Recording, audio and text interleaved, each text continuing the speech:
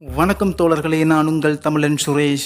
யார் இந்த கிருஷ்ணன்? கிருஷ்ணன் இந்து சமய கடவுள் ஆவார். இவர் விஷ்ணுவின் அவதாரங்களுள் ஒருவராக வைணவர்களால் கருதப்படுகிறார். இவர் விஷ்ணுவின் 8வது அவதாரமாக கருதப்படுகிறார். மகாபாரதத்திலும் பாகவத புராணத்திலும் இவரை பற்றி கூறப்பட்டுள்ளது. இந்து சமய பக்தி நெறியின்படி இவருடைய பக்தர்களே பெரும்பாலானவர்கள். இவரை தமிழர்கள் கண்ணன் என்ற பெயரிலும் வட இந்தியர்கள் கண்ணையா என்ற பெயரிலும் அழைக்கின்றார்கள். இது தவிர கேசவன், கோவிந்தன், கோபாலன் போன்ற பல பெயர்களால் வழங்கப்படுகிறார்.